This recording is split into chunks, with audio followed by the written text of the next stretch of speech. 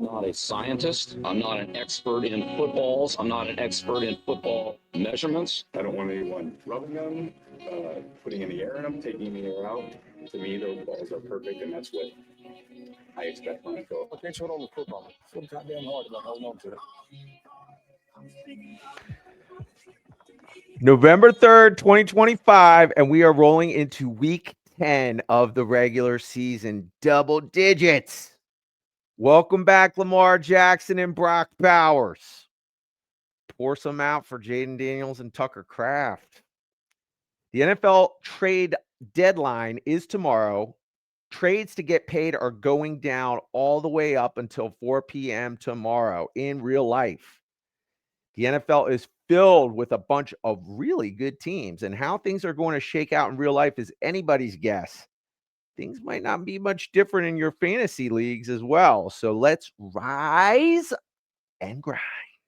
Stacks, favorite moment of week 9. Shout out that rise and grind shout out. I got double shout out there. I love that. That was great. That's for our boy Sir Dennis Carter, the 39th or 69th or whatever he is now.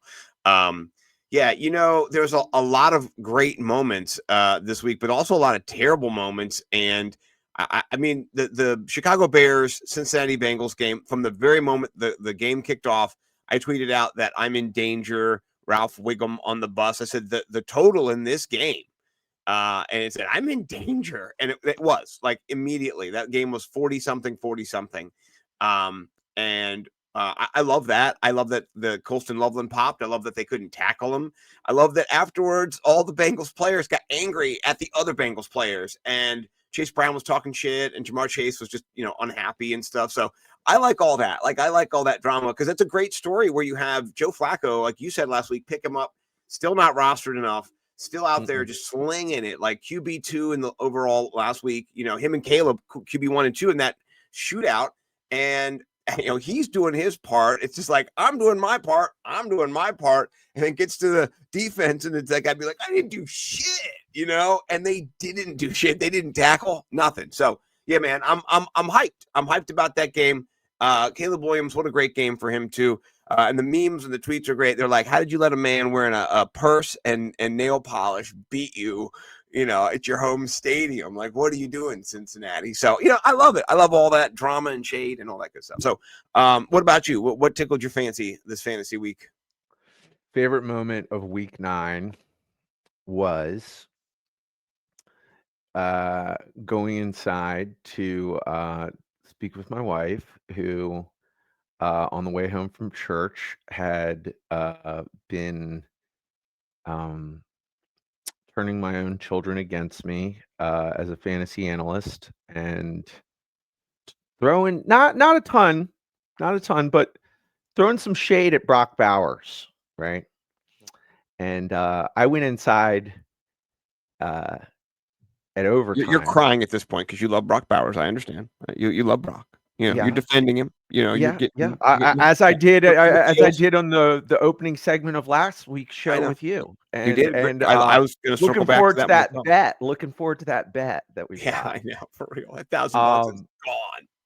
So yeah, just going through defending, explaining to my children, it's hard to be right all the time. It's a tough thing trying to figure it out. But I know being cash ain't easy. She asked me who to start between Dalton Kincaid, who I was high on and was advocating to start last week. You were elevating him. Yeah, he was elevated. Yeah. And who'd she pick between those two? I said Brock Bowers. Go Brocky Brock. Yeah. And so she was just like, okay, and doing the thing. So I went in, she was, cooking and just doing her thing in there. I said, not paying attention. I said, hey, why don't you check out what Brock Bowers is doing right now? And the best, so my favorite moment was the overtime touchdown, because he already had 34 points when I said go and take a little gander at what Brock got. So, dude, he almost had 4 touchdowns. Like, it was bananas. He's the only thing keeping Geno Smith out of prison right now. Like, that man would be on a crime spree. Without Brock Bowers, he is just not worth anything. And it changes the whole like whole offense. one player Yeah. that it's a different team. Like he totally changes what they're capable of on offense. Like The he catch and really is run. that good. The catch and run, right? And one thing that the pontificators and the analytics people were just looking at was the wiggle after the catch, right? And just the separation, that little hip turn when he caught the ball and the opening of his hips and the way that he did it elevated him above everybody. It just jutted him out across. And it was not something that was like clanky or like, I mean, for me or you, it might take 2 steps or 3 steps to do this. We did it in 1 step. It was phenomenal body control, like a ballerina, while he was accelerating. They're pointing out that he did this move and accelerated at the same time. So he didn't lose any step, any space. He gained space, actually. It's what made him get away from the defense. So, yeah, man, I came out to, devils in the details here to say some mea culpas on the Kraft situation. He got hurt, too. That sucks. Love Tucker Kraft. If he had not gotten hurt, it would have been great to see those guys go down to the wire because they're both the number 1 targets on that team and where the offense goes for the passing volume on that team too, for both offenses, or where it was.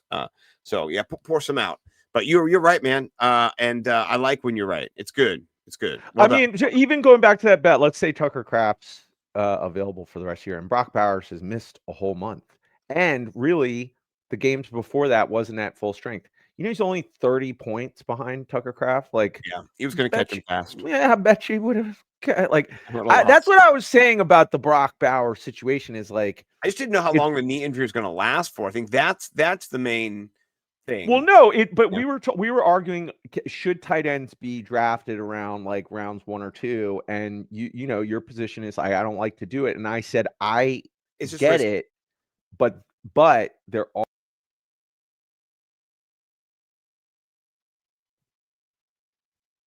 Okay.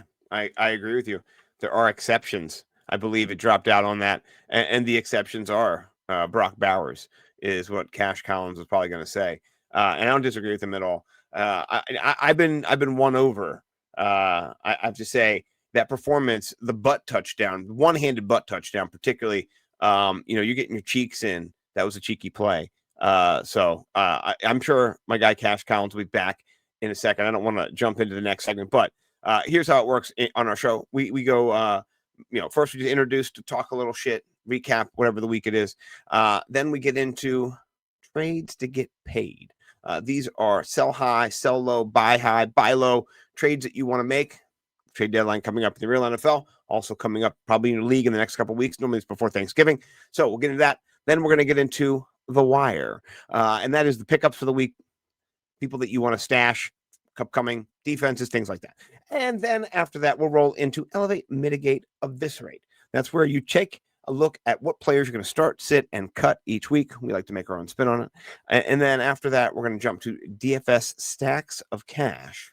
And we're going to end on 3 tweets. So that is the rundown. And I was hoping to have my amazing co-host back by now. I've not seen his little person pop up here in the studio. So you just get my ugly, devilish mug for a little while. By the way, this is my wife's Halloween costume. I just stole her devil horns. She's a nurse. She went, as the devil. And, I thought that was pretty cute. So I snuck in, put them on. Thought they went well with my Maryland red today. So, feel devilish. And hopefully my picks are on the money here. So, all right. Well, let me pull up. There we go.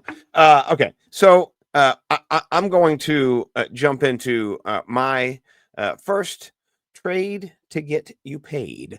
And my first trade to get you paid, we like to do the buy high first. And so Cash Collins hopefully will be jumping in soon. My buy high, because I'm trying to buy, I'm not too high, but I would like to buy high, is Rico Dowdle. So Rico Dowdle, since he's come back, the Dowdle, he has the Dowdle has just owned the backfield even since Chuba Hubbard has remained active. He doesn't matter. He is just not active. So Rico Dowdle, he's ranked 9th overall in our BFF scoring system. And, we thought it was going to be a timeshare. We thought it was going to be a little bit of a this and that, just be based on the Buffalo game. But it's not. It's not at all.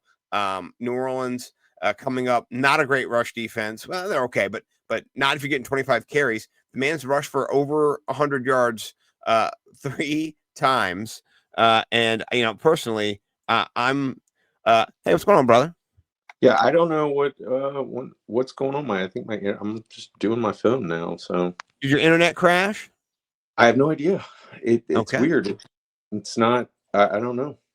Can you see my screen? I can see your screen. Yeah. Excellent. Okay. I just jumped into trades to get paid, and my guy is Rico Dowdle. I talked about how we didn't for buy high. We didn't know kind of originally, with him and Chuba Hubbard, where they were going to be at, who was going to be kind of,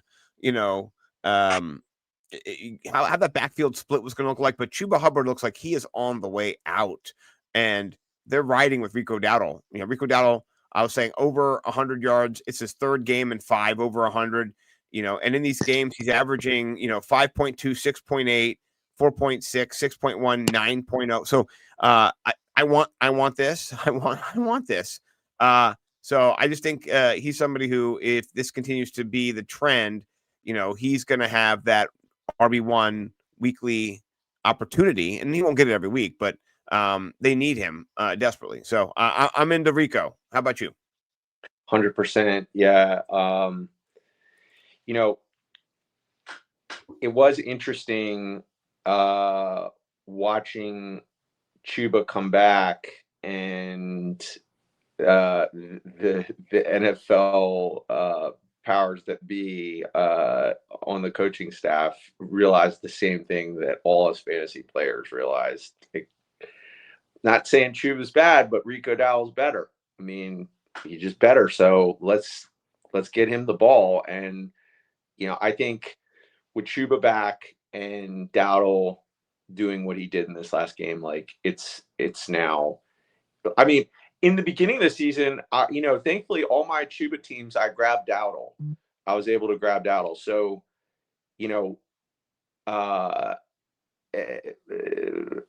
I remember being a Chuba manager and getting frustrated that they bring Dowdle in goal line situations sometimes, and he's a little bit bigger, but man, Dowdle has really emerged as like a powerhouse running back in the NFL. So for sure.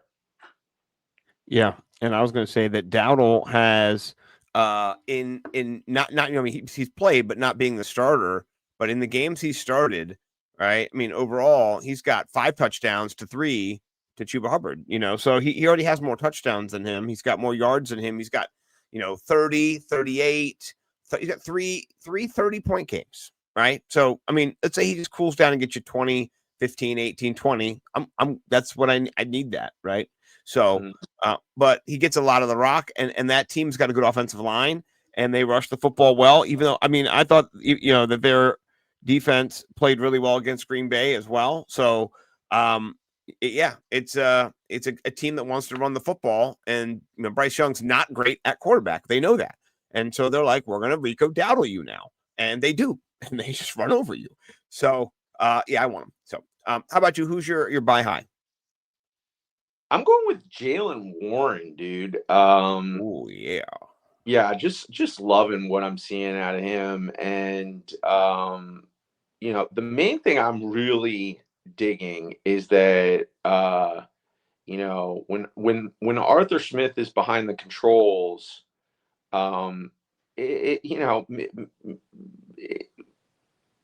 times in the past it seems like we can't get a read, or we're just hate so much we're not willing to pay attention to what he's doing. But the stars are aligning with the fact that Jaylen Warren is getting the red zone touches on this offense, and Kenneth Gainwell has also performed really well when given opportunities. But the main thing that really excites me is that they have decided Jaylen Warren is the guy that's going to get the red zone touches. So I'm just excited because he's been popping all season long, and it does look like Aaron Rodgers and the Steelers is going to be another team. I mean, I think that that win versus the Colts was,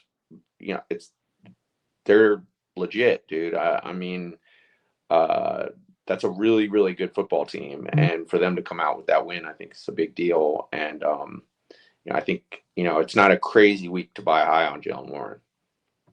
No, I like your take. What you're seeing too is somebody who he's inefficient a lot of the times here with his yards per carry. They don't care. They don't care. They're going to do it anyway. They're going to run the ball anyway. So, and now that the goal line has kind of become his thing too, he was more PPR.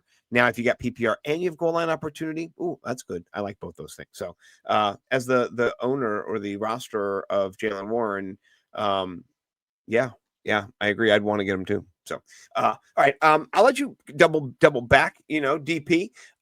Who is your buy low right now? Who are you trying to low ball somebody, trying to get a little value on?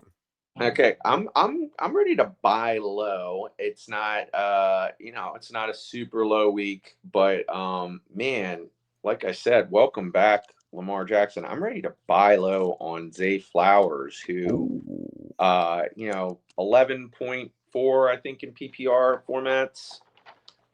Week 9. Yep. Man, that guy has been he was I think he was misjudged by the fantasy market this year. He's not the optimal red zone target for Lamar, and so that was sort of baked into where he was getting drafted at. But I've always been a fan of his, and the thing that you see with him, and you just got to be so excited now that Lamar's back, and like, who knows, maybe the Ravens are going to the Super Bowl. They could. They're going to be a problem. Man, when that guy touches the ball, he is so electric with it. So he only ended up with 11.4 points, but like shoestring tackle away, from, 40-yard reception bonus or whatever that would have been, and 6 more points. And just every time he gets it, he's just one of those kind of guys that you just get so excited to see when they have the football in your hands. So I think, we're past halfway in the season, right? So Jalen Warren is, 22-ish, something like that, PPR. I'm saying buy high because he's gonna finish higher than that. And it's same with Zay Flowers. Like, I think he is going to finish higher than where he currently is, as a, like wide receiver 2-ish territory. I like how both your guys have not performed to their ceiling yet. They still have maybe that first game for Zay Flowers got 30 points, but there's still more opportunities for both of them coming down. I think you're right. I like that call. My guy was a sell high a couple weeks ago, and this is kind of how it works. And I told you guys this because this is just the law of football, right? Keenan Allen, a couple weeks ago, he was like wide receiver 4 or something. He had just crushed it. He had a 30-point game. He was just living high. Since then, he's had, a couple of okay games, 8.4, 6.1, but like mitigatable games, for our boy. So I do think he bounces back. He does have a bye coming up, but if you think about Pittsburgh, they're going to have to score points in that game. Jacksonville, even though Jacksonville's not great, their offense, they put up 30 against the Raiders, so they can get it in, and then they have the Raiders. Philly, they're going to have to score. KC, they're going to have to score. Dallas, they're going to have to score. And maybe if you get into the championship, the week 17 is not great against Houston, but I think Keenan Allen's going to, bounce back from those subpar under 10-point performances. And he's a name, he's a value. So I think I would reach out and just see if the roster or owner or slash, player wants to get rid of Keenan Allen at this point. A little frustrated. Yeah, I like that. I like that you sold high and now you want to buy low. Like, I love it. Let take advantage of the market. We're not playing stocks, but we are kind of like playing stocks. Like, you want to get it when it's low, ride it, and then sell off at the best point to get the return on it and get something else, so. Correct. Yeah. Okay. All right, let's move to, we did the buy lows, and we did the sell high and the buy high. Now let's do I'm confused. Let's sell some stuff. Let's sell some shit, right?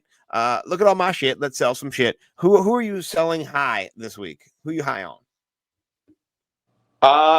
Dude, same team, Quentin Johnston. I will sell high on Quentin Johnston because I do think that with Keenan Allen, Lad McConkey, and Orlando Gadsden on that team, it's you're just going to have so many hit or miss weeks with him. His targets have just gone down and down and down. And so he's definitely emerged this year to become what he was envisioned to become in this league, and has really improved at being able to just squeeze the ball when he's given the opportunities. Still not the greatest in the league at that, but has improved and is on a team with such a great quarterback. He's going to have these weeks where he gets you a TD, but then if he doesn't, there's just so many mouths to feed now. I'm going to turn down the volume. I'm trying to do some leveling here since you don't have the same mic situation as we normally do. But I agree with you. And he is like touchdown or bust. You know what I mean? Like the games he scores touchdown, you're doing great. The games he doesn't, you're not doing great. And Keenan Allen can have that too, but he gets more volume normally. He just gets more targets. And so, yeah, if you look at, how, that his targets here, Johnson's targets, he had 13 in week 4. And then if you add up the targets in the next 4 games, he had 15. You know what I mean? So like that's 4 games compared to 1 game. So that's not consistent. That's a lot of, busting and booming. So yeah, I'm with you. I like that. All right. My guy's controversial. Many people have heard of him. Many people will be talking about him for many months to come, but I'm going to say I would sell high right now on Saquon Barkley. He's 10th overall. He had some bad weeks. He was struggling for a little bit. I mean, I think he was one of my buy lows. He's coming off a bye. He's got Green Bay, Detroit, Dallas. He's got some good games coming up, but I'm a little worried with his injury. I'm a little worried with the Eagles overall. I love what I saw against the Giants, but Green Bay's not the Giants. Detroit's not the Giants. Dallas might be, and Chicago might be, but the Chargers aren't. So I don't know. If you're in the Saquon business and you're a little frustrated right now, I think you could get a lot for Saquon. So, maybe it's the dumb call, but last week or the week we came off the bye, 42, double any of his other points the whole season, right? And so you got to think that is the best you're going to get. So I'm once again, like you said, I'm just playing these kind of like laws of averages with people. And I'm not saying Saquon's going to suck or underperform. I think he's going to do good. But, you've got this huge performance. I'm also just worried about the injury because he does have a history of injury. And if you're going to win a championship or back up a championship and go again deep in the playoffs, in the next like 7 games, you're not trying to win a fantasy football championship. Those are 2 different things. You're trying to get in the playoffs. You're trying to have a healthy Saquon Barkley, and you're trying to play 3 more games or, 4 more games if you have to win a Super Bowl. So I just think our priority is a little different than the Phillies, the Eagles and all those guys. So what do you think? You buying? I mean, I know you are, but I mean, I don't have like, I guess my response is somewhat neutral. Like I understand the line of thinking. I do think, if it's the injury that's steering you that way, because I know you get squeamish towards any type of injuries. I that wouldn't be it for me. Having only 1 share, I think, of Saquon on 11 teams this year. But my biggest buy-in, it's been frustrating. It was really exciting last game. I'm not worried about the injury right now, so but I am worried about, and this is where like I guess I could say this is pushback to what you're saying, because the hope is what I've seen with my eyes, just tracking him a bunch, is when he got on the Eagles last year, he was like, rookie Saquon, where he was just like, I'm going to try and score a touchdown every time I touch the ball. And this year, there's been just like,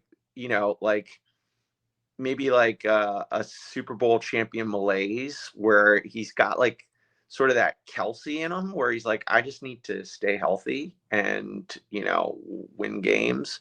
And so I am thinking things have the potential to get better, but that's just kind of hope. Like what we've seen so far has been, just a very unexciting offense for fantasy purposes, minus Jalen Hurts. Yeah, it's been kind of Jalen Hurts centric in these games, and in the last game, it became the first game where it was Saquon centric. Right. Which I understand. You're against the Giants, that you can run against them. They're bad. As Christian McCaffrey effed me in many leagues yesterday, quite thoroughly, and then my wife goes, "Oh my God, I can't believe I think I might win still. My team was horrible except one player on my team." I said, "So was it fucking Saquon Barkley? Because that guy just kept giving it to me." She goes, "Yeah, I have Saquon." I go, "Yeah, I know. We're not Saquon. Was it a CMC?" I was like, "Yeah." She's like, "I have CMC." I was like, "Yes, CMC'd me. He just gave me the Saquon treatment, but it was the CMC. Deep penetration. I did not like it. And it was in multiple leagues. So thank you, Christian McCaffrey, for proving everyone right. I knew you would be good this year. I did draft you in the one league I could. It was my wife's league. The only league where Christian McCaffrey actually fell to me except maybe where I took Jahmyr Gibbs because I wanted Jahmyr Gibbs. But I've no Bijan, no Saquon, no CMC. So whatever. All right. Who is your sell low, swing low, sweet chariots? Yeah, I'm going with Big Tet McMillan.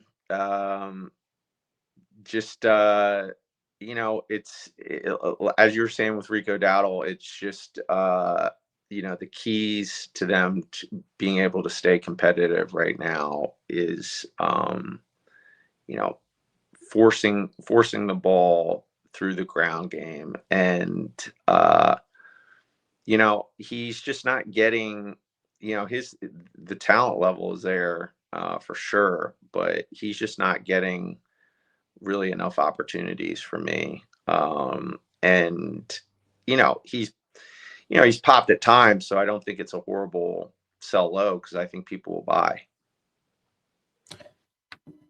I think they'll buy for sure. I think he will have games where he pops, but like if you even look at the games where he got 2 touchdowns, he only got 18 points. You know what I mean? Like, it wasn't like he got you 28 points or something, whereas like if Julio Jones got you 2 touchdowns, he'd get you 120 yards. He'd get you, 8 catches. I mean, it'd be a bunch of stuff, so yeah, I'm with you. I think he'll get games where he gets you 20 points and stuff, but those are going to be the best games he has, and they might not come. Maybe one game like that coming up. He's got some tough ones: Seattle, Tampa Bay, New Orleans. Yeah, the Rams, San Francisco too. Yeah, Atlanta. I don't like it. So I think you're onto something. His last 4 games: 5 targets, 10 targets versus Buffalo. That's great. Then 6 targets. Yeah. Like that's not what we were drafting him for. Like we want 8 to 10 per game. He's only hit double digits twice. That's no bueno. Yeah. So, all right. My sell low is someone who maybe he's not even selling low. Maybe you're just selling. I think, and I want to get your opinion on this too. The emergence of Scott Matlock in the backfield for the Los Angeles Chargers. I don't know if you saw his touchdown. No, I'm kidding. But shout out Scott Matlock. That was a great touchdown by a D tackle. I've never seen a D tackle get a touchdown like that. He's the man. No, but Kamani Vidal, we have Amari and Hampton coming off of the IR possibly. They said maybe this week. We'll see. So it might not have been until week 11. But with Kamani Vidal there, Amari and Hampton is, if you remember when he went out, he was their man. Like he was, looking like a top league winner. 27, 35. Then he got hurt and he only had 14. But he was mossing everybody, right? Well, now they've got two. They've got Kamani Vidal and they have him. So there's just a little bit of uncertainty there, I think, because Kamani Vidal is there now. they can, now they've got a split. They have a situation. So I wouldn't say sell low necessarily. I would just say maybe sell high, because I think when he comes back and they split the backfield, that name recognition, what he used to do, this is what you're tantalizing people with, those big games, right? You're hoping they kind of like, oh yeah, he's better than Kamai, but he'll just do this again. Maybe not though. So I think you could get value for him now more so. What do you think? You buying? You selling? On Hampton? Yeah. Yeah, I think that's kind of a cool call. I think it's it's a good opportunity. So I'm with you. I'm down to sell. I'm trying to be kind of, more analytical about it when it comes to the points itself and the opportunities and how things are probably going to shake out, and not just like the hope I have in a player, Right. or that guy's way better than that guy. It's the NFL, man, So I think if you find somebody like Coach Harbaugh even said, Kamai Vidal's playing before this week, playing like a top 12 back, a starter in the NFL. He playing great. So coaches remember that stuff. They don't just go, "Oh, you're done, bye," and drop you. So, that Scott Matlock touchdown. I'll see if I can find it later. It's pretty cool. So, all right, that was trades to get motherfucking paid, and we did put the cusses in for it's 134 straight shows or whatever, 140 straight shows. Cusses have been included. So, all right, let's jump to the wire.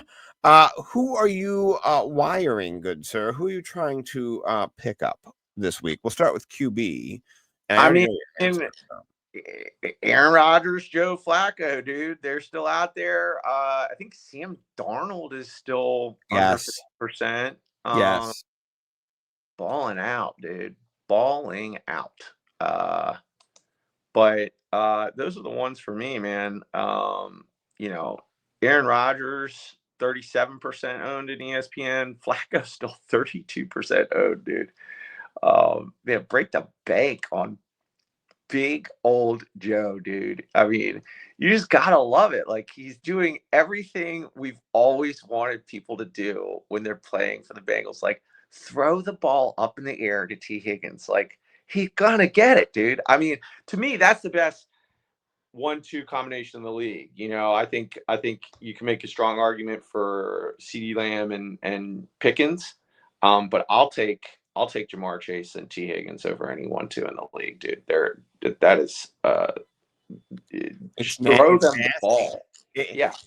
Joe Flacco, since he's come over, he has 11 touchdowns into 2 picks. Man is hot as shit. He's right. 26, 37, 31, 46 fantasy points. Like you said it last week. Get Joe Flacco. I didn't even know he was available. Put it that way. After his blow-up week against Pittsburgh, I thought everyone had picked him up. And so last week on the show, when you said Joe Flacco's available, I went, get the fuck out of here. I was like, that's the dumbest thing I've ever heard. I went today to look at it. I said, he can't still be available this week. And yeah, he's under 33% rostered, folks. That means that he's, not in our league, because like I said, he's been available, he's available in our league too now. Someone dropped him. Okay. No, I think he's available in our league. He's available in our league. Yeah, he is. He wasn't last week. I think someone did drop him, but I don't know. Mm-hmm. Yeah, that's amazing. Yeah, well, that's the first L for our league. He looks great in that picture too. Joe, you're the man. Those were the ones I wrote down as well. It's interesting to see how unrosterable these old guys are. Come on. Like, Sam Darnold looks so good too, dude. Like, Seattle, with that defense and the way that they're putting things together offensively, like, man, I got no idea who's going to the Super Bowl right now. Like, legit, like it is wide open right now. Well, I can tell you the Colts, they look like the Super Bowl favorites until Pittsburgh. Just, I will look at some 3 tweets later about Daniel Jones, but just not great, not great.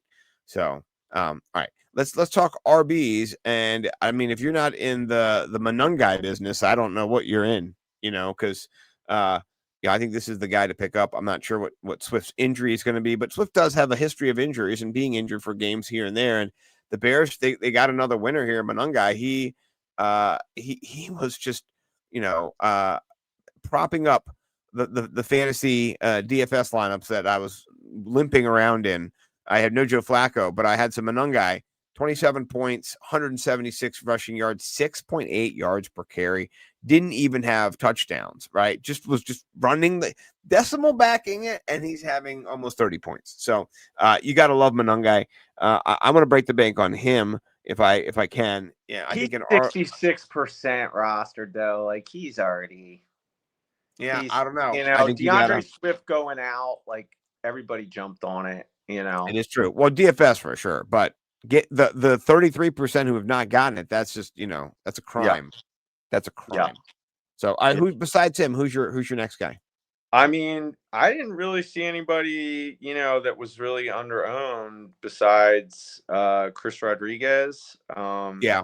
I'd say Devin Singletary too. It seems like this Tyrone Tracy thing isn't really locked up. So he might be worth, just throwing a little out on the waiver wire fab, and maybe he takes over the backfield because it was Tracy's, but then they started giving the ball to Singletary. So I don't know. Rodriguez though, I mean that three-headed non-monster they have. It's hard to know what's going to happen because I thought McNichols looked nice last week, and now it seems like it's Chris Rodriguez's backfield. So I don't know. I can tell you with Jaden Daniels hurt, it's not a great backfield. Did you see the injury? Yeah. I was going to talk about it later on the 3 tweets. So yeah, I have seen it. We might have to see it again. I don't know. We'll see.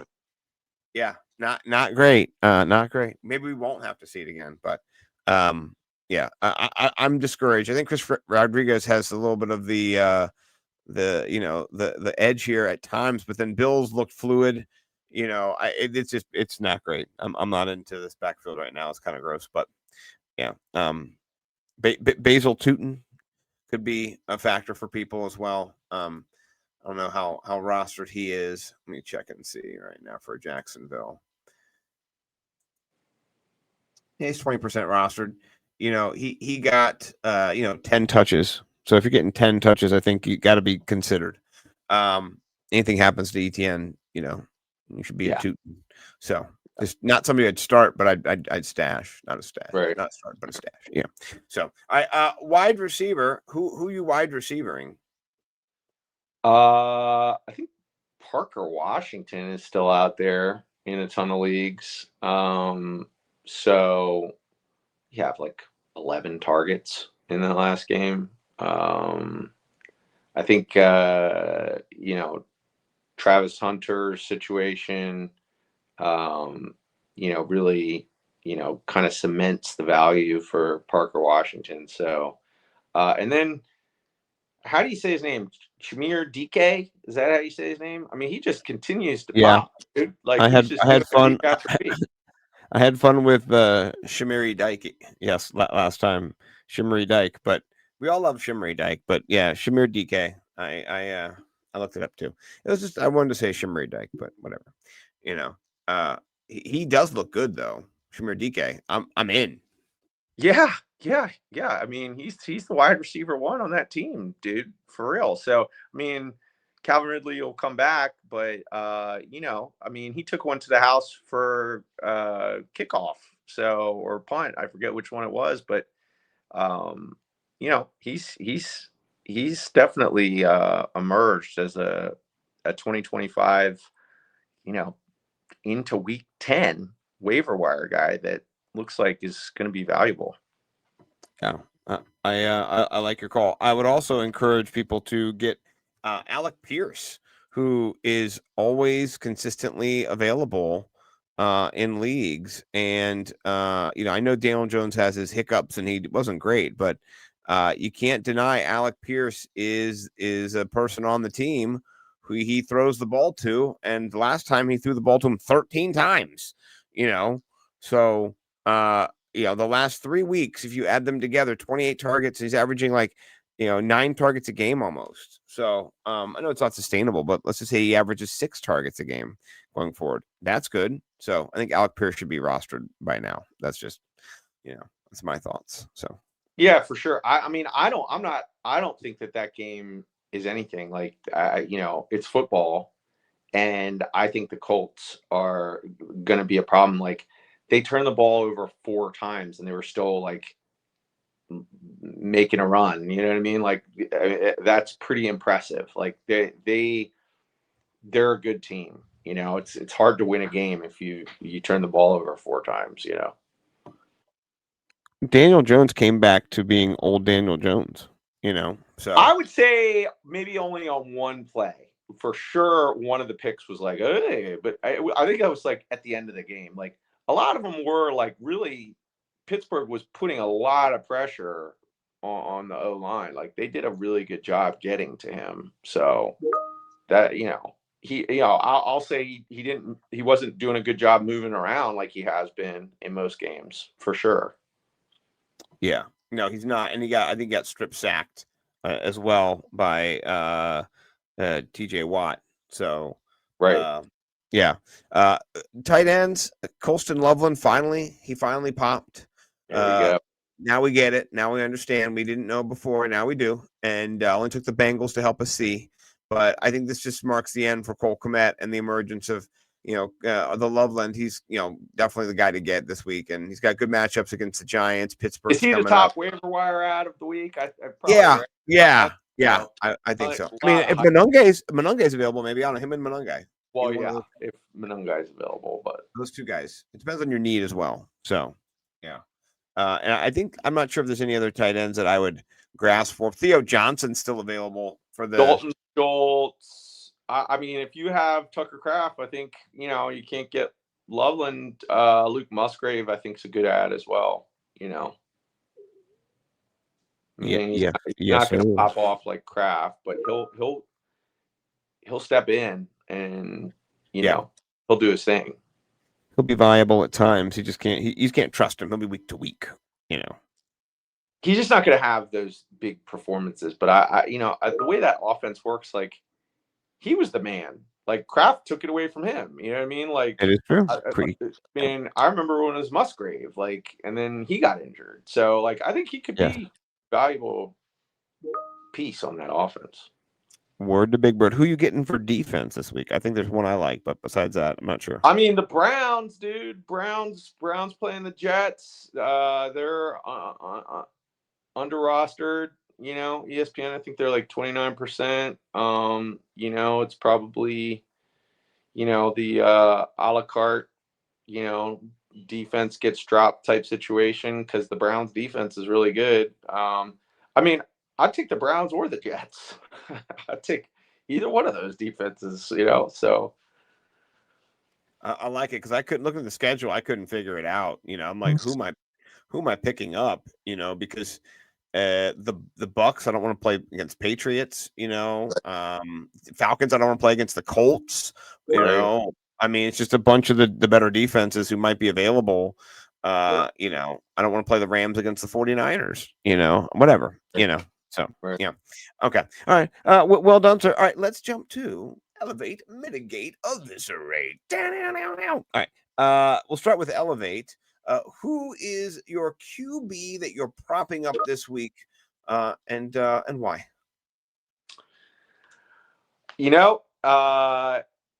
He's always got a pretty safe floor thanks to his legs, and he's somebody that you do kind of have to debate on depending on the matchup. But I think Bo Nix wheels up versus Vegas this week, and I think with Brock Bowers back, this game could be sneakier.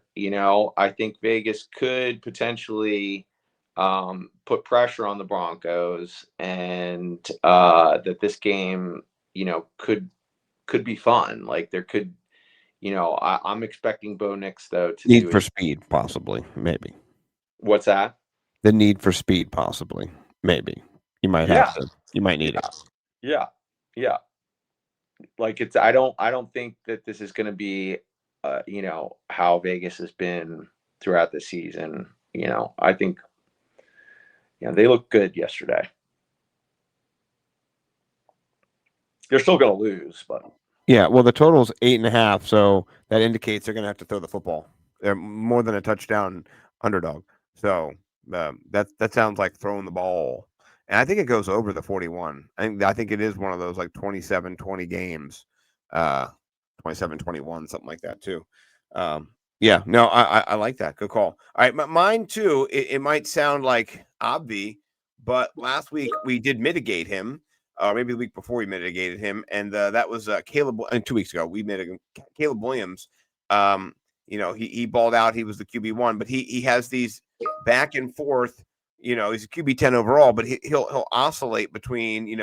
We benched him against Baltimore, 15 points, 6 points against New Orleans. Washington, he did well. So I think the Giants are one of the worst defenses. And I saw a tweet today that they're on a historic run of sucking. And because of that, I'm going to just say continue to keep him in your lineup this week. We knew against Cincinnati he was going to be getting a lot of points. He had the biggest total on the board. But I think against the Giants, too, let's see what the total is. It should be close to 50. Yeah, it's 48.5. So, hey, bring me in on the other side. Oh, are you back? Are you back in black? Let's see. Hey, you're back. Hey, I know that guy. Welcome back, brother. Internet restored. You looking good. Looking good. Okay. So yeah, I'm pro Caleb, putting him back in there. It's gonna be I bet you it goes over 50. This game. The Bears can not do defense, and the Giants cannot do defense. So this should be fun.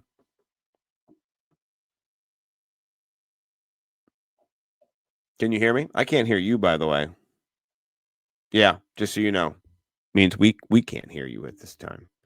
So I don't know where your sound is. I will. Now. There you go. I can hear you now. You're back. Okay. Yep. You're good. I can hear you. So, all right. Yeah. Call. Who you going with, RB? My RB. Hold on. I wasn't expecting to bounce right to RB. Okay. My RB. If Ramondre Stevenson is still injured, and I don't know if he is going to be, but if he is still injured, which he could still be injured, Travion Henderson was maligned a little bit in the press and by fantasy owners and by lots of people all year long. And I saw lots of memes making fun of Bill Belichick, Mike Vrabel finding random players off the street to play at running back instead of Travion Henderson. But, he did play okay. And against Tampa Bay, I think they're going to need Travion Henderson. And it's something that I don't really want. But total's 48.5. You got, Caleb Williams is going to sling it in this game. You're going to need, you can play behind. Yeah, you're 3 point, 2.5 point, not too bad. But I definitely think Travion Henderson is now going to have a bigger role in the offense. And if Ramondre Stevenson remains out, this is a game where I think you play him. So that's my thought. What do you think?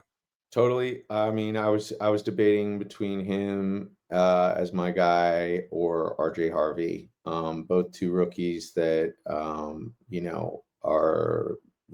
in situations where they're one because of injury and one because of good coaching are getting opportunities. No shade on Vrabel, because I don't know, man, the Patriots might win the Super Bowl, but much to everyone's chagrin, like Ramondre Stevenson has been a thing. I think he has a toe injury. So, that sounds a little nefarious. So I'm expecting, regardless, Henderson gets work, so I'm with you.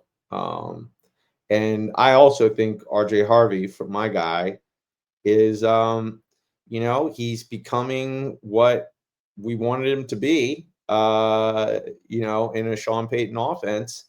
Bo Nix continues to find ways to involve him and put him in open space. And, he's electric with it. So I think versus Vegas, I think he gets another tutty, dude. I think he does his thing. I like your call. I have him in a guillotine league, and I was on the roster bubble every week. Scott was down there getting eliminated, and he would get me 8 points, 7 points, 9 points. But now, back-to-back 20-point performances, basically. And in this last one, he was Alvin Kamara. He was catching the football. He was Right. catching touchdowns, designed for him. You could see he's a weapon in that offense. And I'm glad I have him. I'm glad I have him on the guillotine. I'm not going to pick up. I got him and Jalen Warren. Might need a QB because Jordan Love's weapons are down. But, I'm with you. I like this call. I like it a lot. He's emerging now in the middle of the season, week 10. This is one of their guys. And no shade to J.K. Dobbins, who's the decimal back. He's the guy who's going to get you the yards. But if he doesn't, put it in the end zone, you're getting 8 points, 6 points, 9 points instead of 15, 18. So this is where people, and it was it's a tough matchup for both of them last week. Like, it just, it's Houston. So this Vegas, like what RJ happens Harvey, in Vegas, it stays everywhere. RJ Harvey could take one to the house. Yeah. Oh yeah. All right. What about your elevate for a wide receiver? Hey man, again, pour some out for Tucker Kraft, but if anything, it kind of it makes it clear, like, who you want to start for Green Bay, and that's Romeo Doubs. Man, he was getting the targets. So I think versus Philly, it's gonna be an interesting game. This season has continued to twist and turn. At the beginning of the year, I was like, dude, Green Bay's gonna win the Super Bowl.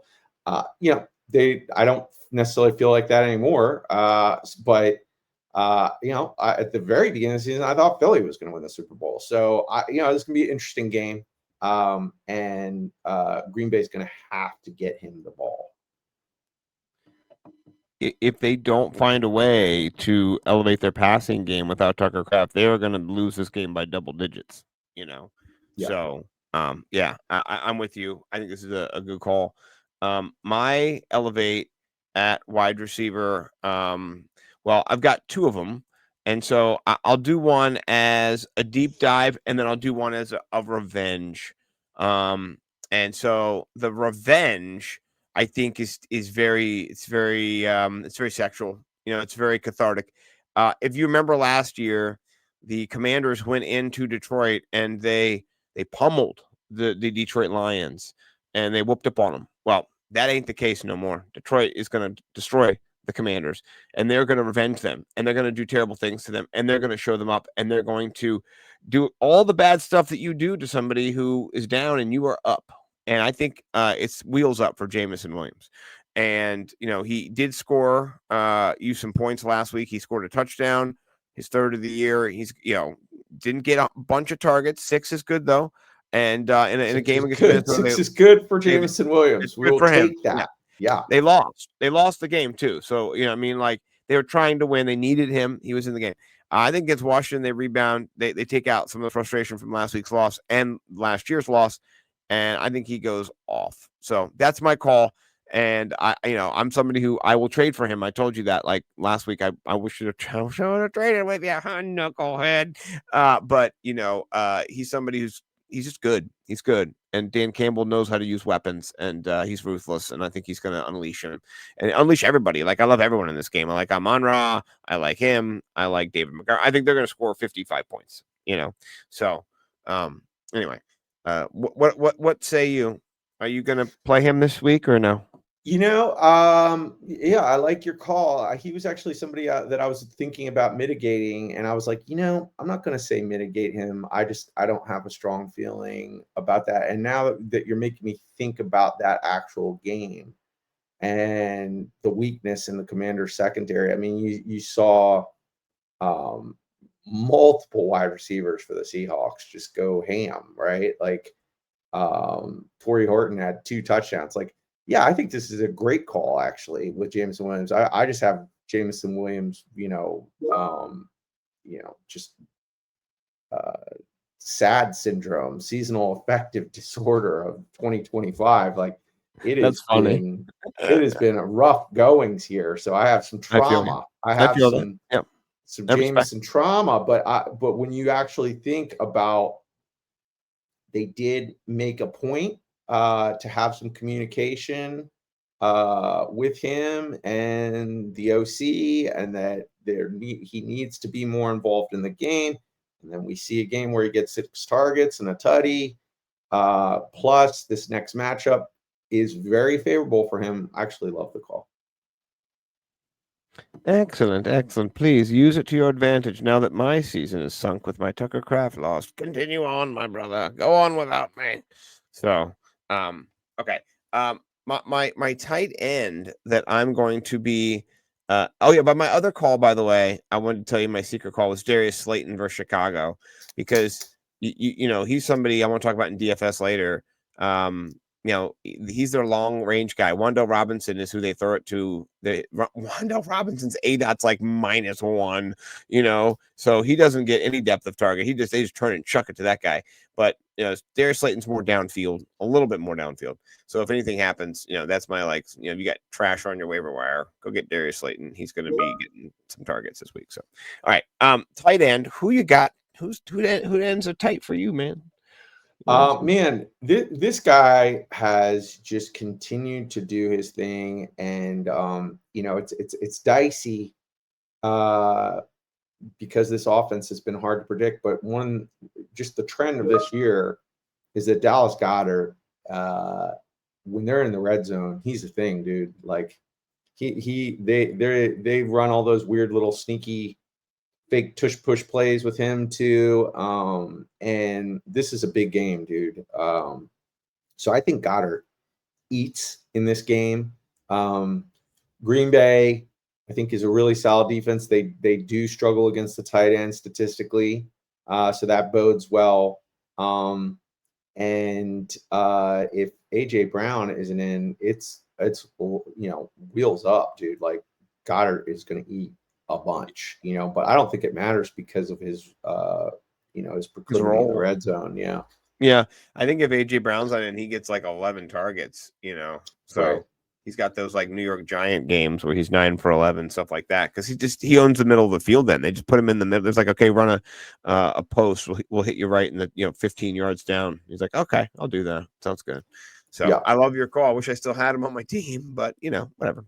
That's right. I've got Jamar Chase, so what am I gonna do? Yeah. No complaints. All right. I like your call. My call is somebody who I know that you're a fan of, and he might even have been your elevate last week, if I'm remembering correctly. I don't remember. No, yours was Laporta, but maybe deep in your heart you were also thinking of this guy. But I really like Dalton Kincaid. He's been coming on lately. He was my buy low. Yeah, he was your buy low. Yeah, that's what it was. Like, yeah, okay. I knew you talked about him. I knew you were advocating for him. In that KC game, he was lethal. Touchdown, 100 yards on 6 catches, 6 for 6. Miami not great against the tight end. Tampa Bay going to score a bunch of points. I just like him. He's had 1, 2, 3, 4 games of, basically 15 points or more. And he's somebody who I'm elevating this week. I'm putting him in my lineup. Mm-hmm. I'm with you. Yeah. Who is your defense? I'll take Cleveland versus the Jets. So that I like that. Mine's going to be the Commanders the Lions versus the Commanders. Yeah. So I think the Lions are going to destroy them. So I think their defense will score too. And I'm not sure. We'll see how rostered they are. Let me go check and see. They might just be not even 90. Yeah, play them for sure. Play them. Mm-hmm. Yeah, you've got some good games in here. Yeah, they're a top defense. You got to play these guys for sure. Mm-hmm. Yeah. Okay. All right. Who are you mitigating this week? Who's on your mitigation roster? A few weeks ago when that defense was very banged up, I would have said, he might have been my elevate, but I'm going to mitigate JJ McCarthy versus Baltimore. Played well. Looks like he's going to, continue to develop into a thing at the NFL level. I think Baltimore is back in business, dude. Like they got a bunch of their guys back, and that defense just went from, dog-esque to like they're good. So I think they're going to do a lot of things to make it hard for him, and impose their will, and control the clock. And he's just not he's not going to have that great a performance. I would bench him. I would advocate for picking him up on waivers if you could and stashing him for later games, but he's definitely a situational start. And this is a start you do not make. Right. I'm with you. Yeah, 100%. I am surprised though that he was out for like 6 weeks or something with a high ankle sprain. Like whenever they're like it's a high ankle sprain, could be out up to 4 to 6 weeks. You're like, whoever is out 6 weeks with a high ankle sprain, like what are you Right. talking about? That's the dumbest shit I've ever heard. You know, like. It's like 2 weeks. They're like, I'm back. I'm Adrian Peterson. You're like, see, told you, bitch. You know, Right. JJ McCarthy, they're just like, hold. Yeah. You look fragile, but you look fragile, right? Carson Wentz is still there. Yeah, you're okay. You're okay. Oh, Carson Wentz is dead. You look great, Yeah. man. Come on back Yeah. in. Yeah. Come on back. Bro, you look That's great. pretty much what they did. Yeah, that was great. I love it. All right. Mine this week, same division. And we talked about the matchup before. Green Bay is playing Philly. And, I just traded away Jordan Love. So maybe it's a little, just hate. I don't know. But I think Philadelphia wants to run the football in this game. They want to control the clock in this game. I do think they can. We'll see how this game goes. I think it's not going to be a huge high scoring game. And I just don't love Jordan Love in this game without Tucker Kraft. I think if he had Tucker Kraft, I'd still be like, maybe I'm not sure. But without Tucker Kraft, I think Musgrave's fine. But, Philly's coming off also the bye, which is nice. You get a week of rest. Your defense is healthier. They got Jalen Carter in there, still nasty. So I think this is just, for me, a game where I don't start Jordan Love. I don't want to start him. So he's Totally. mitigated. I'm with you. Mitigated. All right. What about you for RB? I am mitigating the Seattle backfield. What a frustrating experience this has been, dude. I mean, I have never seen such an even split, and it is just so frustrating. And both backs are so good, and it's just so hard to call. And this would be, a good game. So, one of them's going to do well. But man, it is too tough to call, dude. Like, who knows? It is just so frustrating, man. It really is. So I'm not playing the game, man. If I don't need to start Zach Charbonnet or Kenneth Walker this week, I ain't doing it. It is something that is very frustrating because no offense to Zach Charbonnet, but I think we would all say Kenneth Walker is a better running back, and he's not though. And because these Charbonnet looks so good too, man. I know, like, he I know, really but does. Kenneth Walker, it has that juke and then go for 80, but he's not doing any of that. You know what I mean? So I don't know. It's disappointing. That offense can throw the football to save their life though, for sure. And then they only got at 20 touches between them together. So it's a split backfield. They don't get a touchdown. Neither one of them breaks 10. So I'm sure next week one of them will have 2 touchdowns, and that'll be frustrating. I mean, and the thing is with their backfield, it's like, if it ain't broke, don't fix it. Like, it's working well what they're doing, right? Yeah. Like, they just keep rotating them in and out.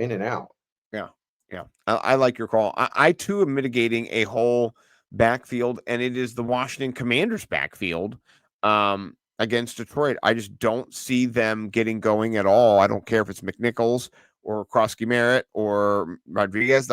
I think they're going to have to throw the football a lot. They're going to be losing a lot, and they're going to abandon the run immediately in this game, just immediately. Maybe at the end they'll bring it back to make the game end faster. I don't know.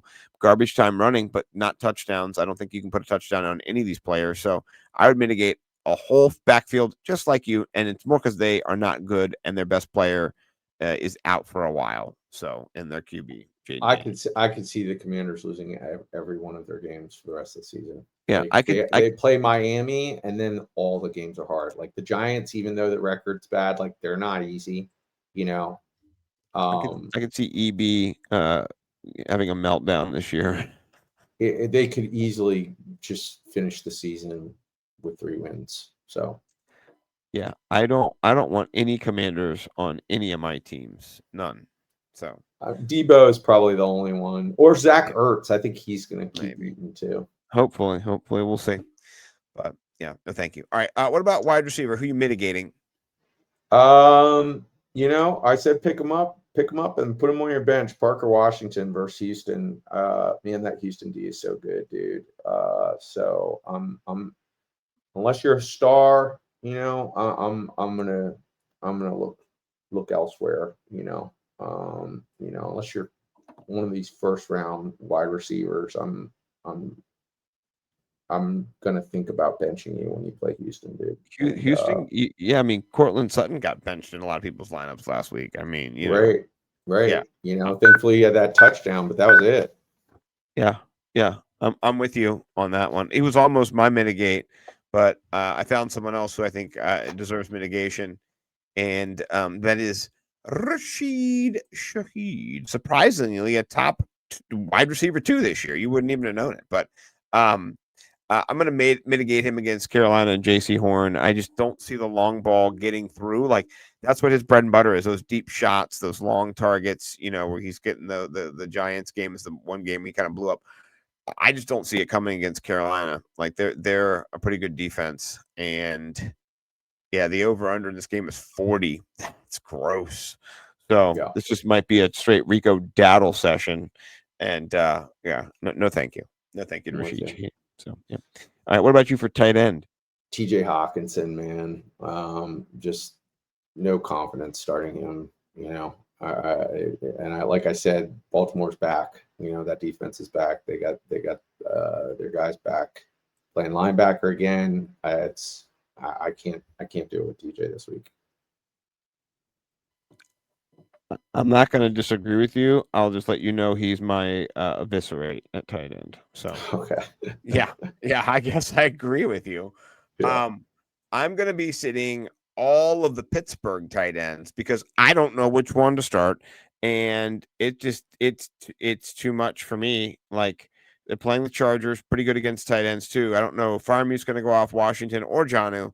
This is kind of hell too. Look, 3-4-3. Okay. 4-6-5. Okay. You know what I mean? Like, I don't know what we're doing here. He targeted the tight ends more than he targeted the wide receivers. He targeted wide receivers 8 times. He targeted his tight ends 10 times. That's still not a lot of targets to the I know it was a game he thought they were gonna have to pop off in against the high scoring Indianapolis Colts, but nope.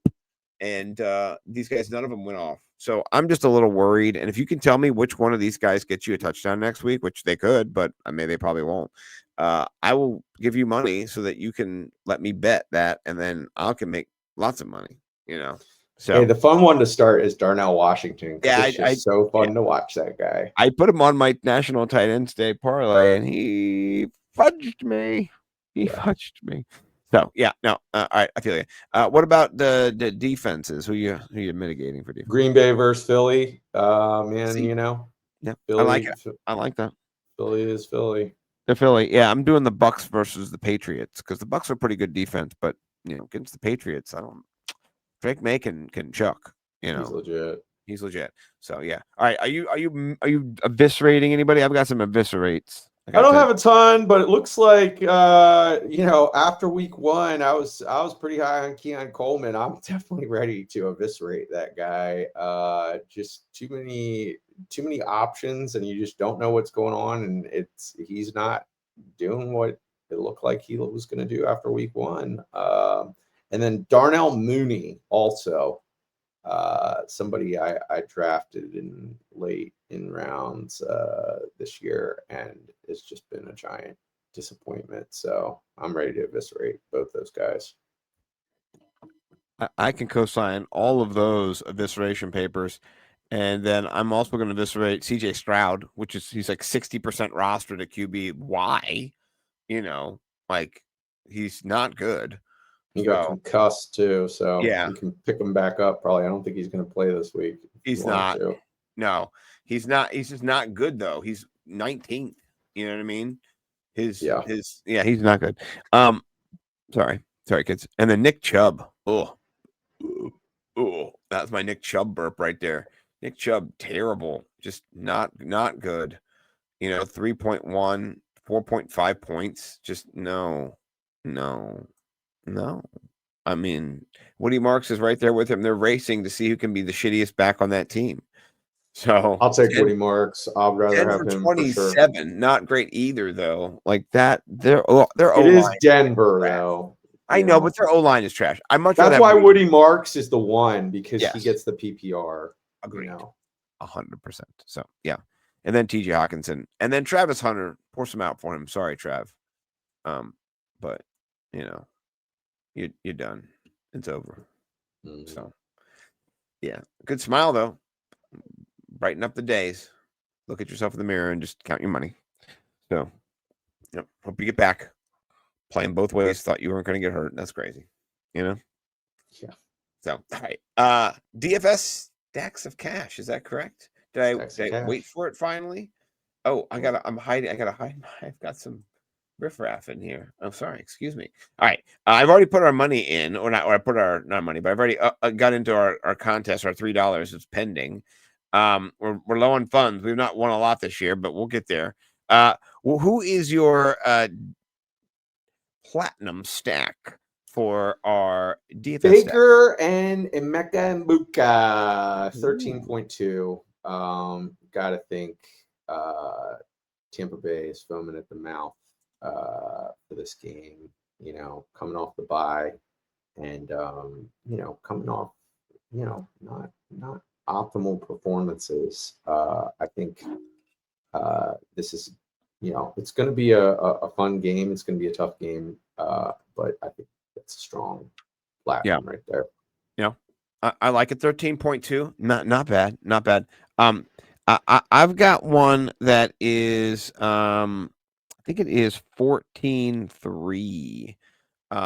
And you could also make it 19.2 if you added the third wheel to mine. So mine's a little bit different, but I do think, as I mentioned earlier, that the Commanders they're in big trouble this week. And so I think Jared Goff is involved, and Amon-Ra St. Brown, always a good option. He's a pay up. So if you have this stack here, this is around 14.3. It's a little bit more expensive than yours, about 1,200 more. And then also if you add Jameson Williams, who is, I think he's 14.9. A double stack. You got the double stack here against the Commanders, for 19.2. So it's pricey. Amon makes it pricey. Yeah, but that's my platinum. That's my platinum. What is your diamond stack? Diamond, keep it in that Tampa Bay game. I'm going on the other side with Mays and Diggs at 12.2. Butte got injured. So, more volume for Diggs, baby. Let's go. I'm a big Diggs guy. Pink cocaine to the moon. So never done cocaine, by the way, kids. I'm just saying I like Diggs. This is a good call. I like this call. How much does this bring us up? Is this 12.2? 12.2. Okay. All right. Mine is a little different. Mine, I'm pivoting to a different game. I'm going to get rid of some of these wide receivers just because there's so many of them here. And I'm going back to somebody who I think you should elevate this week. And I said you should. It's Caleb Williams against Chicago. And, I think that, Roma Dunze is still the best wide receiver on that team. And maybe didn't perform as well as you wanted to do in a game when they balled out. But you could do the Roma Dunze for 1,200 or I don't know if this becomes like a super low stack. I don't even know what it becomes. But if you go to the tight end position and you put in Colston Loveland, where are you? Where are you? Where are you? I don't even know where he is. I'll just put him. Can't be that far down. No, I'm just going to put in. There we go. Yeah. You for 10-1, you've got a nice little stack there. So I wanted to throw those out there. Those are just ideas. So all right, that's my diamond, pivoting to like a poor man's, I guess, gold stack. But that's not my gold stack though. So, but go ahead. What's your gold stack? My gold stack is Dart and Robinson. That's mine too. And then I went for an even cheaper stack, and I made it Slayton because it's 1,000 less. Right. So that's 10K, huh? Yeah, I was being crazy because I was thinking of like, what's the upside for Slayton versus Wandale? Wandale, it's volume, and then for Slayton, it's breaking one. Yeah. So yeah, it's up to that. Yeah, whichever one is fine. Yeah, it seems like an interesting build with Dart because Dart is just, it doesn't matter, dude. Like plug and Yeah. play that guy, man. And he's just, he's still undervalued in DFS. Yeah. Let's see if we did the Slayton, what that would do. That is 10 right there. So you want to build it in the C, and then if it doesn't work, we can come back and we can do something different. I mean, I'm not opposed to your double stack of Amon-Ra and Goff. It's going to be a bloodbath. We know that. I like it. Okay. Yeah. I mean, it was just something I was toying with today. More bullets in the chamber. And, at 49, it's really cheap. And, I mean, we could also, if you want, instead, we could go Laporta. You know what I mean? We could check that out too, because I like Jameson Williams. I could. This is a perfect opportunity for him to catch a 50-yard touchdown. yeah. Can I just put Rico Dowdle in or no? Yes. Okay. You can. Okay. All right. Who else are you thinking at running back? We've got Cook against Miami, A-Chain against Buffalo. Let's build and come back. Okay. All right. I do like the Diggs call. Can I put Diggs in here still? Now let's do Diggs. Is that okay with you? I'm down with that. Okay. I like that call, particularly without the Butte. So we got Diggs. And then let's go tight end. And can I put Loveland in? Is that okay? Is there anybody cheaper than that that's worth looking at? We got Dalton Schultz maybe at 3,600. Dalton Schultz. Mark Andrews maybe. Do Mark Andrews at 34. I'm not against Andrews. Let's put him in. Not bad. Nope. All right, let's go check defenses.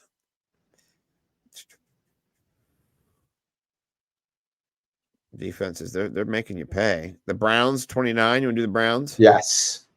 Okay. All right, and now we've got 1,200. Yes. Like that. Enough. So we've got plenty for an RB if we want. All right. Huh.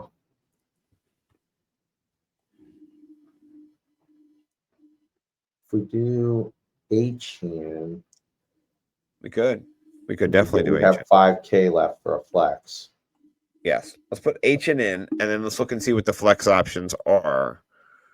This might be one of my favorite little builds we've done here. We've got I'm really too sexy. No, it's not sexy town down here. It's not sexy town. It is ugly in the. It really is. You got George Kittle, but I mean, he's kind of sucked lately. Laporta's down here. If you want to, how much? Maybe we take out H-hand. What's above 5K? Go up. Let me just see who's tantalizing up there. Above the 5K Mendoza mark, you have Gross. You've got Montgomery there at 5K, but we already have a few of these guys. So Hubbard's gross. Kenneth Walker's in there at 53. He's gross. Monungai at 56. They got Henderson at 56. Tag. Yeah. You want to do Henderson?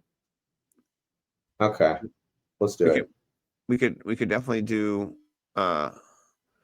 Henderson, and then we can look at our flex. Okay. Yeah, or Monungai. Yeah, I mean DeAndre Swift. Both of those guys kind of dependent on. Yes. I mean, I don't know. Yeah, I don't know. Flip a coin, right? I think Monungai has more yardage, and he didn't score touchdowns. So, I'm gonna go Monungai. Okay. And then our flex, we can go Nico Collins, only 6,700. Davis Mills should probably be leaning on Nico Collins, you'd think, right? I don't know. Yeah. You've got Kyron Williams against San Francisco. Our boy Judkins is in there too. Rashad White. There's a lot of good players in here. Yeah, I mean Derrick Henry's right there too. We could do Derrick Henry. Let's do Derrick Henry. Yeah. There you go. That's a good old fashioned Jared Goff, Rico Dowdle, Monungai, St. Brown, Williams, Diggs, and we have Andrews and Derrick Henry. You want to go Nico Collins because of that? Well, I'd rather change out Mark Andrews and keep Derrick Henry. Okay. Do you? It's just I don't know if I see anybody in here though. Well, no. Let's go. Nico Collins. All right. Okay, we can come back and change as always. All right, $3 to the gods, to the DFS gods. Please do your thing, gods, and check my location as you always do. I'm never not allowed to do this. I'm legal. I tell you. Thank you. Excellent. All right, Trace tweets, knowing we probably can't hear the messages, but we can see them. This does suck because my audio is needed for not that one. That's if I win, but I don't know if you saw this. You don't need the audio though. It says this is incredible. The audio is too good. Then you see the so it basically this is you just play it. This is Rico Dowdle's touchdown. Okay. Yeah, watch. Misinformed or it's subjective. I don't know. Yeah, no, I think that's funny. I like that. Mine does not need the audio, but I just liked it. It says Cam Little snatching the only record still holding Justin Tucker's legacy together, and so this is Cam Little. Just That's a good one. So I like that shade on Justin Tucker, who's a sexual predator. So fuck that guy. So I like that. Allegedly. So yeah. I like yours. I like the two pumps. Okay. I'm gonna declare you the pump master general. And here let's see. It says Commanders this is Homelander. That's the deaf eardrum ringing sound. Commanders fans seeing an NFL 6-7 ad come on seconds after watching Jaden Daniels' arm snap in half like a toothpick. Very true. I don't remember it coming on after his arm snapping, but I do remember that commercial. So I don't know if they played it twice or if I just it's not good. And by the way, I like the commercial though. I was like, oh wow, this is actually like kind of a cool commercial. The 6-7 song. I don't think I've ever heard the actual song or if they made that song or what. But yeah, I did think it was weird that the NFL. I liked it, but I thought it was weird that they made it a 6-7 ad. And that's definitely not the best time for it to come on. This is what I was going to show. I don't want to see it. No, but you don't have to see it. Close your eyes. This is it. They have the RG3 injury synced up with the. I'm not going to play it though. Just with Jane Daniels' injury and different fields. RG3 just goes back and falls down. Yeah, the RG3 one broke my heart. That's why I stopped being a Redskins fan back in the day. But this new injury too, man, just terrible.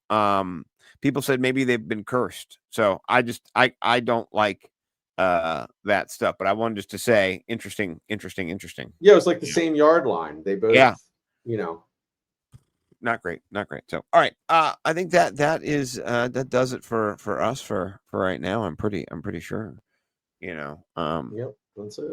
Yeah, I'm trying to find my screen again because I hit a button and now I don't know where my screens are anymore. So hopefully at the end of this you'll be able to get us out. Do you think you can, Mike? Think you can get us out real quick since I can't find the show?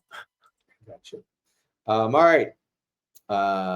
War, chaos, pain, heartbreak, and big fat L's to all your opponents in week 10. Peace and love everywhere else. Peace and love.